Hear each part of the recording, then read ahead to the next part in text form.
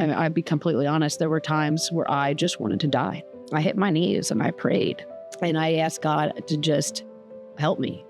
And he showed up tremendously. I found a great little place over in Pine Hills. It's called the Living Room. They said they didn't have room for me. And I was like, please help me. I don't want to be on the street again. And they let me stay.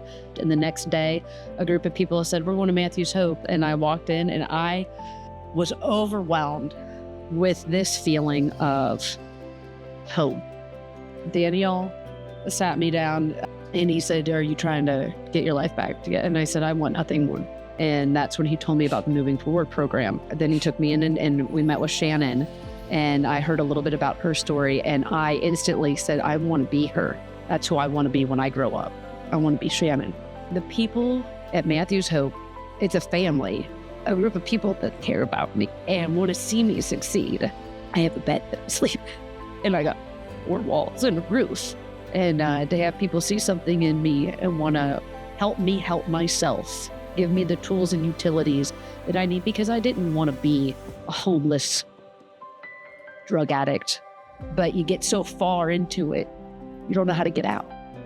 I feel like I have found purpose. I feel like I know what I want to do. I want to be of service.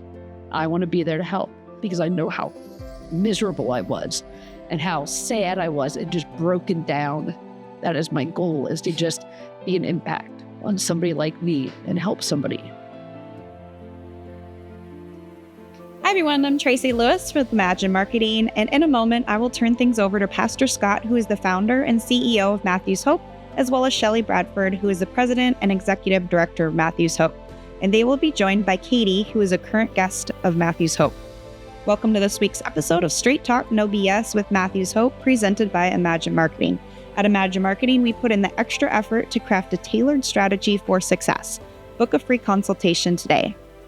In this episode, we continue our Real Faces of Homelessness series with Katie. If you missed part 1 of Katie's story, please watch last week's episode. Shelley, back to you for part 2. All right. Thanks, Tracy.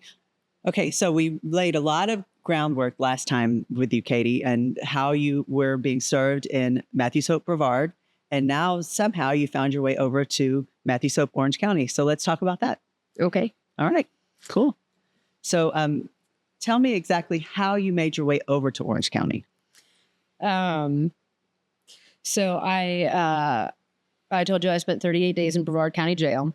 I left and I went back to where I was. Again, only people I knew in the state of Florida, thinking that maybe something would be different. And it got really bad very, very quickly, to the point where within 6 days, I didn't recognize myself and I feared for my life. I was in danger from either being killed or killing myself. Those were the 2 options that I thought I had. And I remember sitting outside the hotel room, and I got a text message from the boyfriend that came to Florida with me. His mom texted me, and she said, I know you're in a bad situation. And I was scared. And she told me to call 211. And I started praying.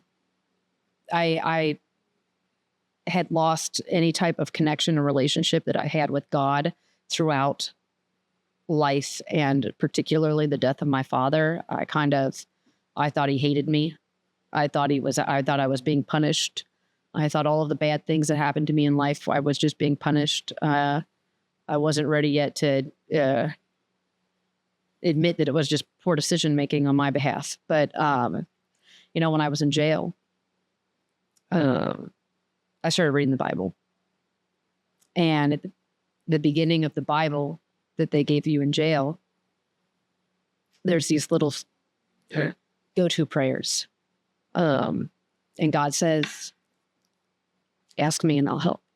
You just have to ask me. And I started thinking about it, and I hit my knees and I prayed. And I asked God to I'm not ready to go yet, help me. and he showed up tremendously.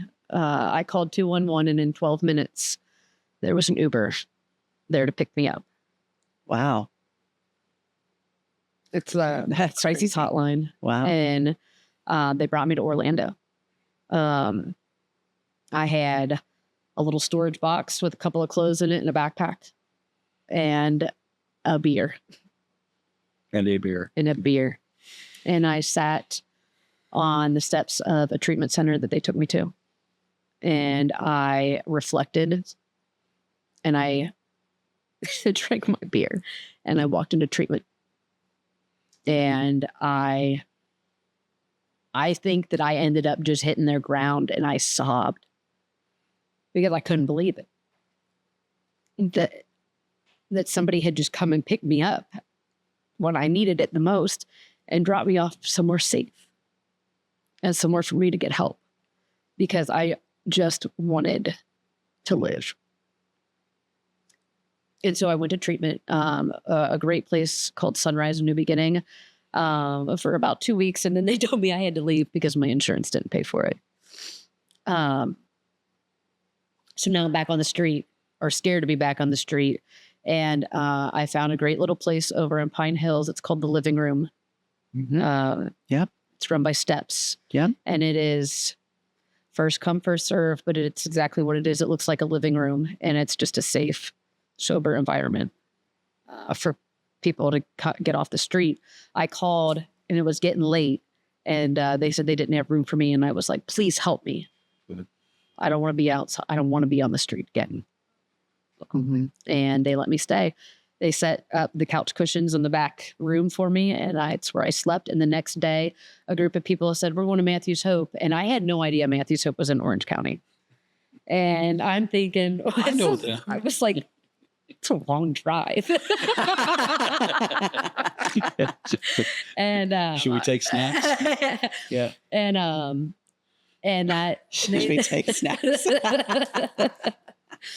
So they dropped us off at over the Orange County campus, and I walked in, and I was overwhelmed with this feeling of home.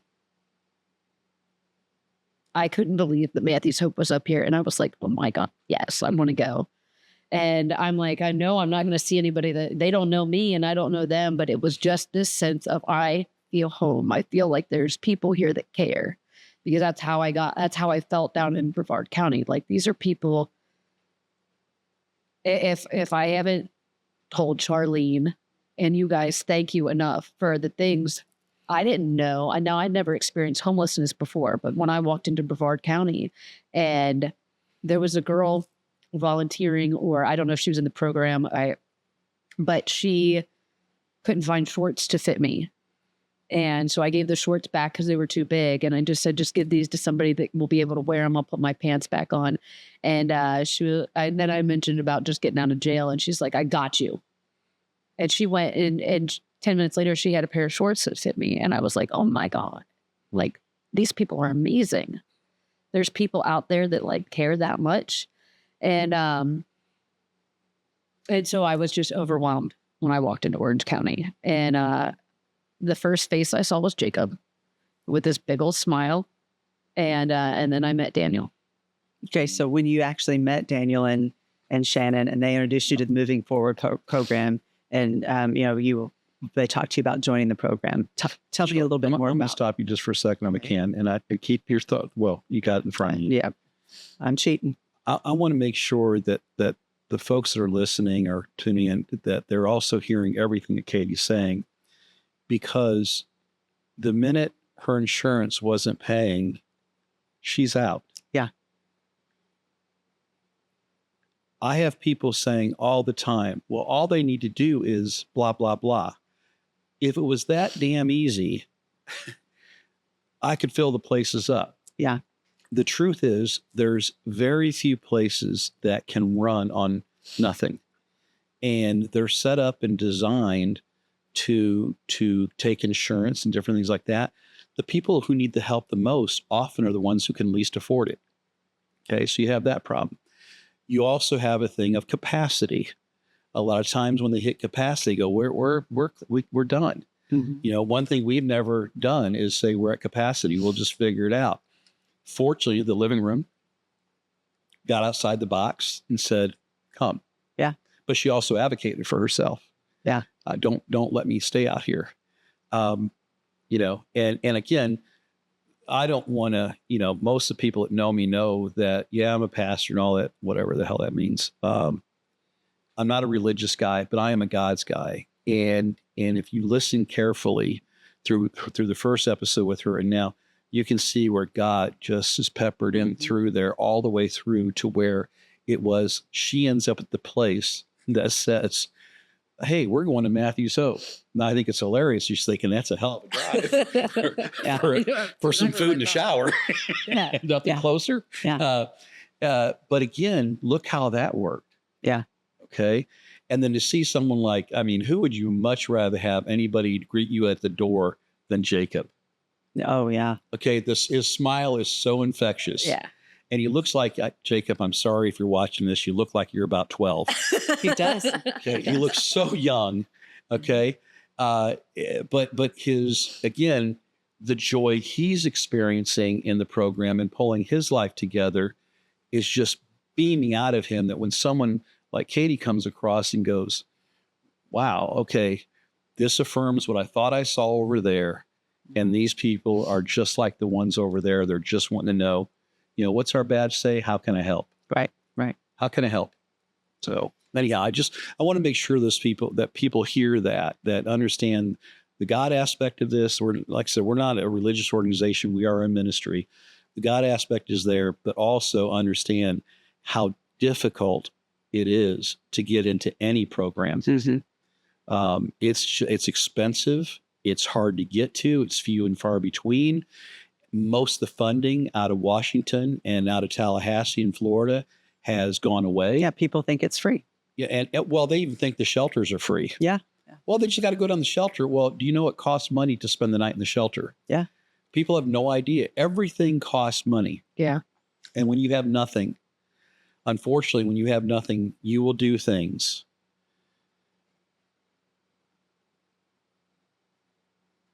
Sorry.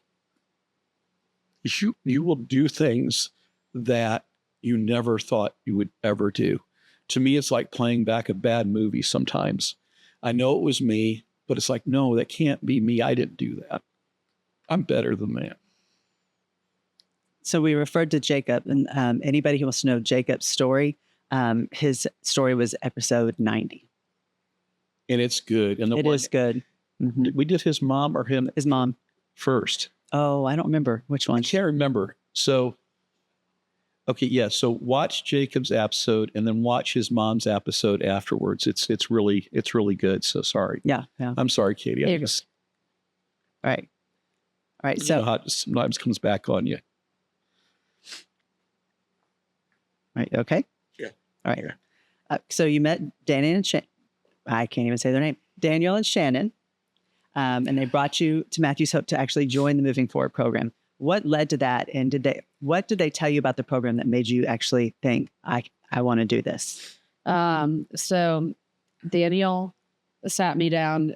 He wanted to update my picture because my Brevard County picture was Sorry. Not the same person. disturbing. It was not the same Disturbing person. is right. He said, oh my God, Yeah. you were on drugs. That's Daniel. Yeah. And I The ice said, cream well, man. yeah. I said, well, yeah, I was. And he said, are you on drugs right now? And I said, no, I am 2 weeks clean. And he said, are you trying to get your life back together? And I said, I want nothing more. I said, I just went to treatment. I went to detox and then I went to treatment and they told me I had to leave. Like I wanted to be there and they told me I had to leave because my insurance didn't pay for it. So kind of right now I don't know what to do. Mm-hmm. And that's when he told me about the Moving Forward program. And as soon as he told me that there was a program with Matthew's Hope, and that it would help me become self-sufficient and provide me work, a home, things like doctor visits, food stamps, education if I wanted it. I wanted it more than anything in the world. Mm-hmm. And then he took me in and we met with Shannon, and I heard a little bit about her story, and I instantly said, I want to be her. Mm-hmm. Mm-hmm. That's who I want to be when I grow up. I want to be Shannon. Mm-hmm. I remember the first time you said that. Trust me, Shannon never thought anybody ever wanted to be her either, which is really cool. I wanted it so bad, and I was really concerned because Daniel and Shannon said, so where do you have to go? And I said, well, right now I'm over at the living room, but I don't know how that works. They say, a couple of nights. And they invited me to come back the next morning. They gave me 2 bus passes, actually, and wanted me to come back the next morning at 9 to work. And I was like, I will absolutely find my way there. Mm-hmm. Now, things work the way they work. Because when I got back to the living room, I found out I had been accepted into their STEPS women's residential program. And I couldn't pass up another opportunity to get the help that I needed. And I left Daniel a voicemail, but I still prayed. And I talked to my mom, and she was just still flabbergasted that I made it to detox on my own. And that I made these decisions and have now found places to go. And I'm actually putting in a little bit of effort. And so I said, can you do me a favor? Can you keep in contact with this guy at Matthew's Hope? I said, because I want this more than anything I've ever wanted in my entire life. I want to be in that program. And it just sounded like I've been to rehab like 8 times. Wow. Rehab is great. I can do rehab. I can do it really very, very well. I did it. I successfully graduated 8 times. Mm-hmm. Yeah. However, Matthew's Hope is a different program because it gives you the opportunity to live life, but still provides you with the barriers and the boundaries and the guardrails that you need to not have too much freedom. Yeah. Yeah. And I'd always just for my time in Brevard County, I thought so highly of Matthew's Hope. These people every Monday and Wednesday before 8 a.m. on my street just to give me peanut butter and jellies. And it was, I would not have made it if it weren't for Matthew's Hope and things like mobile outreach. I would have probably been a lot more malnutrition than I was. And I was just really already thought so highly of Matthew's Hope that to have an opportunity to be a part of it was just, I had to have it. People, other organizations are sometimes they get a little pushback and they're saying, well, why the mobile teams? Why spend that money for mobile teams when you have a campus that people can go to? And my answer typically is because often you just got to meet people where they're at. And I can't do that yelling across the street saying, come in. But if I knock at your door, if I yell in, hey, it's Pastor Scott, it's Matthew's Hope, then people are able to come out and just get the basic needs taken care of. It's really not about those basic needs, though she, in her case, needed those basic needs. She needs some meat on the bones and some fluids in her and what have you. But it was the beginning of building a relationship. And whether she recognizes or not yet, she had built a relationship with Matthew's Hope, the collective, if you will, of Matthew's Hope. So that's why when she came into Orange County, she felt at home because it all looked the same as far as she's welcomed in, we're taking you like you are, and what have you. And so I think that's so important for people to know is why we have invested so heavily in mobile teams that go out twice a week, along with our outreach days, which happen twice a week, and everything else we throw in between. There's just people out there that rely on it. Yeah. It's all they got. I am a prime example. I would not have eaten. And what people don't realize is there's only a couple options. Yeah, there's a couple places that feed here and there. Most of the places that offer food have food that is perfect for someone in poverty, but not good for someone who's homeless. And there's 2 very different things there. in a lot of ways, but when it comes to food, you don't have a place to prepare food. You don't have a place to store. You got to eat whatever's there, and whatever's done, you throw it out or you can get sick.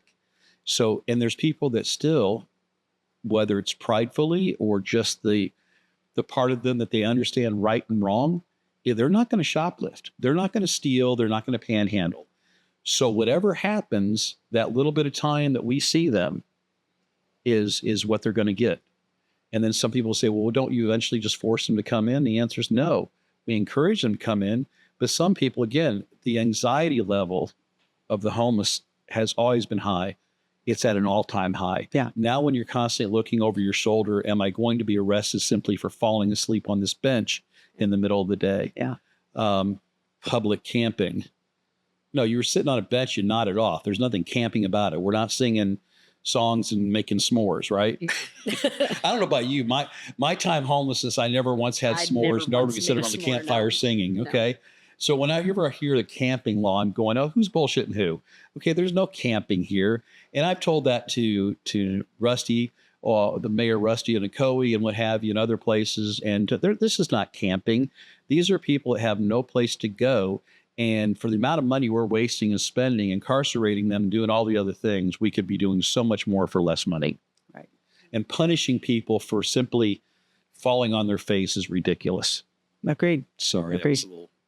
But I let that little outburst go. I was going to pop an eyeball out or something. All right. So now you're in the transitional housing. Tell me how that's changed your life.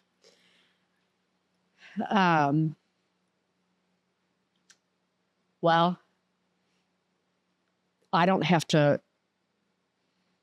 I have a purpose. Mm-hmm. You guys allow me to come in every day, and I get to help people just like the person that I was. I am completely, I feel it's a home. It's a family. It's a sense of a group of people that care about me and want to see me succeed. Like, it's, I don't have to worry. I have a bed that I sleep in. Is it? And I got 4 walls and a roof. And I don't have to worry. I mean, this is about 30 pounds. I mean, I don't have to worry about where my next meal is coming from. And it is just, the people at Matthew's Hope genuinely care. I come into Matthew's Hope and I have a smile on my face every day. I'm so happy to be a part of it. I'm so happy that you guys let me come in and do what we do and be a part of it. And I have gone to the doctor. I have gone to the dentist. I have the chiropractor. I am doing things and getting the help that I need that I have been neglecting for however many years. I feel like I have a purpose. I experience joy and happiness, and I don't live in complete fear and chaos anymore. And, you know, I have a wonderful role model. Shannon's amazing. Like I said, I want to be Shannon when I grow up. And just to have people that don't know me be willing to take a chance on me and want to help me, because I think when you think about homeless and drug addicts, you know, that could be risky. And to have people see something in me and want to help me help myself, give me the tools and utilities that I need, because I didn't want to be a homeless drug addict, breaking the law. And, you know, I didn't want to be that. But you get so far into it. Sorry, excuse me. You're okay. You get so far into it that you don't know how to get out. Well, it becomes really good people do some pretty awful things at times when you hit that survival mode, and you have now bought fully into the lie that the general public often spreads, that you're basically a waste of human flesh. And I am so disturbed by some of this, because even as, we're introducing our sleeper buses. And I'm sitting down with churches. And just like when I started Matthew's Hope 16 years ago, when I went around to churches and said, would you consider housing people overnight, just sheltering them so they have a safe place to be when the weather is dangerously cold? And the question 16 years later is the same question that was given me back then. Well, what if they come to church? Or are they going to have to use our restrooms? Or, well, that I don't know if our congregation is going to like those kind of people here. And it's so disturbing, because the truth is that if anybody's paying attention at all, as we do these podcasts, and particularly this grouping of podcasts of the face of homelessness, if they're paying attention at all, these are some of the best people I know. Life just kind of ran them over. And so, and again, sometimes they backed over themselves. But when you become helpless and hopeless and you buy into that, you're just trying to get through the day. Yeah. And it can look pretty ugly. Yep. It can look really, really ugly. Gosh, Katie, there was something you said a minute ago and my mind just went somewhere else. I hope it was life-changing, because I forgot. So how about if I ask this question? Tell me, what are your goals just to be in the moving, while you're in the Moving Forward program, what are your goals to get to graduation? Whatever that looks like. Graduation could be a year from now, could be 2 years from now, it could be 6 months. What do you want your goals to be? Oh, hang on. Don't answer yet. I know, because I'll forget. Okay.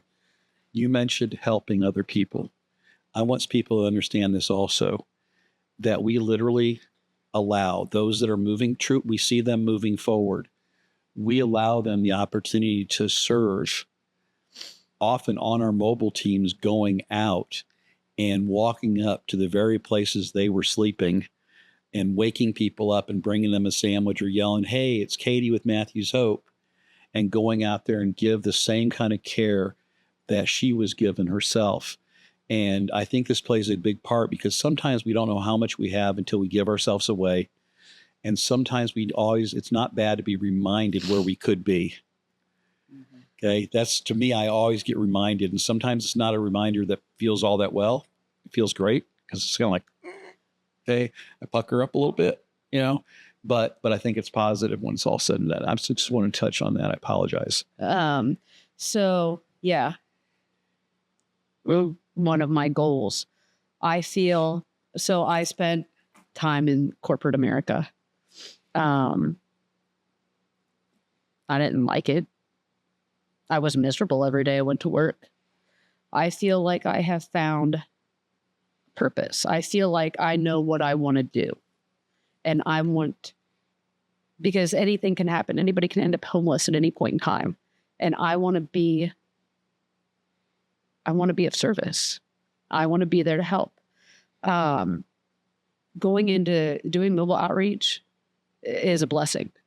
And I think I'm a great person to do it, because I've got compassion and I was there. And I know it's important, because that's how I ate. That's what I relied on. Even things like doing laundry service on Tuesdays is the first time I did laundry. Well, my first load of laundry was dirty and wet and moldy and soiled, and I sobbed, because those were my clothes. Good. And I was so embarrassed to take my dirty clothes to Matthew's Hope. I couldn't believe that somebody else, but you can't help it. You get caught in the rain and everything gets soaking wet, and then it gets mildewy and stinky. And I mean, come on, let's be realistic. I'm living in the woods, and I still have female things come up. I still am a young woman, and it's not like I'm taking a shower every day. Like, I was mortified to have other people wash my clothes. And at the same time, I couldn't believe there were people out there that were willing to do that for me. It's amazing. And I get to be that person. And that's all I want to do, is I want to help, because I know how miserable I was and how sad I was and just broken down. And there were people there to help and genuinely wanted to help. And that's what I want to do. That is my goal, is to just be an impact on somebody like me and help somebody. God, I guess Katie just made it where I can never retire because I'm going to figure out how to keep growing Matthew's Hope. Thanks a lot, Katie. I think that one day you would be a great addition to what we do. I've often said that what some of us know, you'll never learn in a book. Mm-hmm. You just can't. You have to live it, experience it. And, someone said to you, I've been asked this several times over the years that, would you, if you could change it all, Scott, would you? And the answer is no. No. I don't want to do it again. Right. But it placed me perfectly to where I am today, that I see things through a lens a few people have looked through. And it gives you empathy and it gives you grace and different things. And it's not, listen, anybody spend a lot of time around me, they know that I'm not the grace guy all the time. I will climb up your backside if need be and do a full body inspection. But it's all, the purpose behind all of it is love and care. And what can we do? Sometimes we got to be shook. It's funny you mentioned that. I'll just share this real quickly, that we had a guy years ago, and he used to talk like this, "Hey, Pastor Scott, hey," and he was like 6'5", 350 pounds or so, big boy, and he was schizophrenic. So he would be off arguing with his invisible friends every once in a while. I'd walk over there and I said, I can't remember his name right. I'll save my life. But I said, "You doing okay?" And it was like that moment I was right there. He goes, yeah, I'm good, Bill. Okay. Okay. Yeah, he'd get Pastor Scott most of the time, but sometimes it was Bill.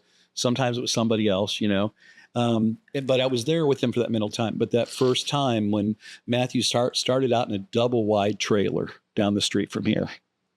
I don't know if you knew that. I did not know that. We had a double wide trailer, and my office Not even a mouth was a hallway. There's 4 classrooms off of it. Those were our rooms we operated in. And we had 1 washer and 1 dryer. Okay. Now, at the beginning, we were only serving 30 people a day, which we thought was amazing. And now we're doing over 1,300 touches a week. But what had happened, though, is he was a big guy. We did not have those kind of clothes. And he had, I could say, soiled himself, but no, he crapped himself. It was nasty. It was nasty. And I remember putting gloves on and carrying this man who's about my age, carrying his nasty, stinky clothes. And I had to wash him because there was no way to replace him. I mean, he was too tall. He was too big. Like you, I literally laid my body over the front of that washer and just sobbed. And I said, I remember saying, "God, if this is what you want me to do, I'll do it. But really, this is what you want from me." And I think that when you get from that place to where there's not a whole lot that bothers me now, which is kind of weird. It's like, oh, wipe that snot off your face. Here, let me get it for you. It's just, but yeah. I don't know if your pants. No. let me dab just in case. Don't worry, I'll get it from you here. But again, in it, around it, part of it, it changes who you are as a human being. And there's no doubt the heart was always there. And it's funny what she said about corporate America. I spent 20 years in corporate America, climbing the ladder, doing all the things, and a little less conventional than you actually got a degree and stuff. I just bullshitted my way up to the top. But getting to that place to where, this is it. This is all this has to offer. I'm doing everything that I'm supposed to do right, and I'm unhappy. Yeah. And there's days that I want to throw the towel in. She hears about it sometimes. But as a general whole, every day is a blessing because you see something and you go, I call it God gives us a little peek behind the curtain. And realize that he's not letting everybody see that same thing he let you see. And then he gave you no words to describe it. It was just for you. Yeah. Just for you. God, I'm so proud of you. Thank you. So I think this one last question, maybe 2, who knows. Have you had any challenges being in the program? I had to learn how to ride a bike again. Okay. Far cry from Mercedes. You know, when I Boy, came that in, is a tough one. it was 20 years. I don't know. When I first joined the program, honestly, I was like, I don't understand how people could say this is a hard program. This is amazing. Like, because historically, my program is rehab, which is very, I went to rehab in Louisville, Kentucky, where we were not allowed to go outside. I could not take myself outside. Yeah. And my background the last several years is jail and rehab. And so I walk into the Moving Forward program and I'm like, hold on a second. I live in not just a room, a home, and I'm not supervised 24/7. I mean, like. So you think. So you think, right? But what I mean is that you're given the freedom. You're given the freedom to fail. Living your life. Can live your life, but you're also given the freedom to make your decisions. Yeah. To where if you're going to fall, you're going to fall, and we're going to be there to pick you up. And also, like, there's still that structure and the routine, because like someone like me, I need that. I've spent X amount of years living this chaotic, unhealthy life of addiction and throwing my life away and making bad decisions, that I can't be given too much freedom at first, because baby steps. You got to learn, to walk before you can fly. And so we still need the rules. And then I started, I started the program coming to Matthew's Hope every day. And now I will say that a challenge, is that what you said? Challenges? Getting enough sleep. But you know what? I get it. Like they say, it's a hard program, and it is. I mean, that's 6 days a week. I think with the mobile outreach right now, like maybe 48 or 47 to 49 hours a week. And I do, I work a program of recovery, and we take a class on Tuesday nights for poverty solutions. And I'm not complaining at all. I'm just telling you about my week. People need to know. Yeah. And I go to church, and I'm now going to be starting a class at my church as well. And I've decided to get baptized. Awesome. And is this that Mosaic? Where is Mosaic? Where you're going? Okay, I wasn't sure where you're going. I saw you with Ken at times. Yeah. Well, we do a lot of things. No, I get it. Yeah. But it is like very, like, sometimes I feel like all I'm doing is running, but it's good for me, and I love it, because before I was filled with fear and anxiety. And I hated, and I'd be completely honest, there were times where I just wanted to die, and I would pray for God to not wake me up. Please just don't, especially like living in that tent or being in that hotel, or even years and years ago when I was struggling with a really bad divorce and things like that. Like, life is too hard. And now like I said, I'm genuinely happy, and I'm happy to walk into Matthew's Hope every day, and I have a smile on my face, and it's because I absolutely love it. You do. And you really do. I love being there. It is the most unique, and it is just such a beautiful organization. What you've done, the whole operation and organization that you guys run, is incredible. And I'm beyond grateful and thankful. And I'm just excited to see where I go. My favorite thing you've said is, I just want to live. And I think that when we get to that place where, you just want to live. I had that same prayer at times. Just take me now. Don't make me go through any more of this stuff. I think that, it's been fun to watch you grow Every time, most people know I'm in Brevard most of the time, but every time I come over, I see Katie and I see her smile and I see her filling out and looking human again. And to me, that's the greatest pay that anybody could ever give me, is just watching you succeed and wanting more and desiring more for yourself, and understanding that you are worth it. You are worth everything. You were beautifully and wonderfully made. And if God made you, then how could it be anything other than that? I think that said is that we have to understand that God is a God that will allow us the freedom to make bad choices. Other people make bad choices that affect us. And I won't pretend for a minute, out of 4 years of seminary, I wish I had more answers, but I walked away with more questions in a lot of cases. And there's parts of me is like, God, why would you allow that to happen? But when you step back from the bird's eye view and kind of look down and see what God is orchestrating, it's a pretty amazing masterpiece. There is if you remind me, Shelley, I want to make sure I give her it's actually a piece that I use at funerals when I do them. And it talks about the making of this masterpiece. And what's the thing called that when they take wool and that machine's called the weaver. Anyhow, Yeah. It's called the master weaver.